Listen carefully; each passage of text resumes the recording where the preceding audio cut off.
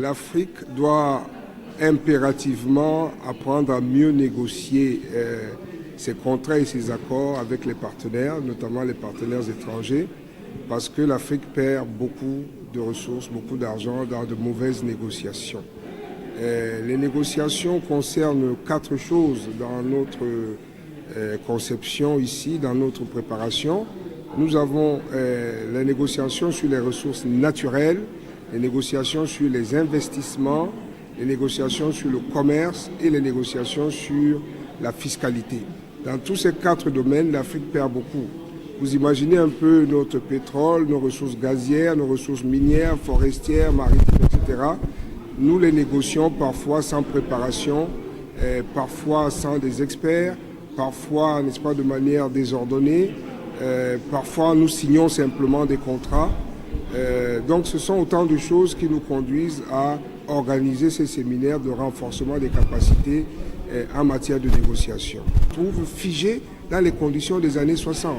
Donc, c'est très pénalisant pour une économie nationale. Donc, nous devons avoir des experts qui lisent les contrats à la loupe, qui comprennent de quoi il s'agit et qui soient donc bien formés. Et c'est ce que la CEA essaie d'organiser ici, dans ces 4 domaines stratégiques que sont le commerce, les investissements, les ressources naturelles. C'est ça l'idée de la négociation. Mais j'ai aussi dit dans mon propos qu'il ne faut pas nécessairement conclure. Dans une négociation, on ne conclut pas toujours. Si c'est mauvais, si les conditions de la négociation sont mauvaises, il ne faut pas signer.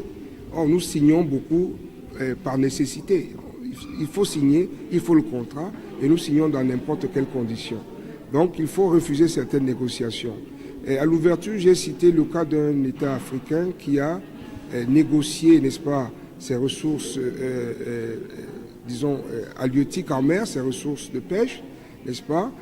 Cet État a proposé, enfin, a accepté que l'on construise un port de pêche et un centre de transformation du poisson. En revanche, l'investisseur a 25 ans d'exploitation des ressources de la mer. Ce n'est pas normal, n'est-ce pas? En 3 ans seulement, cet investisseur va rentabiliser son investissement. Mais 25 ans dans des conditions, n'est-ce pas, trop faciles, ce n'est pas comme ça que l'Afrique doit négocier aujourd'hui. Donc nous devons défendre les intérêts des États africains dans la négociation. C'est aussi l'un des grands messages de cette rencontre de libre-vie. Vous avez remarqué que l'Afrique va toujours négocier à Paris, à Londres, à Hong Kong ou aux États-Unis. Il faut que nous apprenions à négocier chez nous, que les co-contractants, n'est-ce pas, nos partenaires, viennent un peu sentir nos moustiques, n'est-ce pas? C'est ce que je disais dans la salle. Il faut qu'ils vivent nos réalités et il faut que nous cessions de négocier dans des langues que nous ne connaissons pas. Il y a des États qui négocient encore en chinois ou en japonais alors que personne ne lit ces langues-là. Donc il faut que la langue du contrat fasse partie des langues que nous maîtrisons pour que nous puissions mieux comprendre. Déjà quand on lit le français et l'anglais, on a du mal à comprendre les choses. À plus forte raison en chinois. Vous imaginez ce que c'est? Donc nos États doivent bien négocier, y compris dans la langue et dans le lieu, n'est-ce pas? Et il faut refuser un certain nombre de choses que le négociateur nous forme. C'est pour ça que nous formons les gens ici.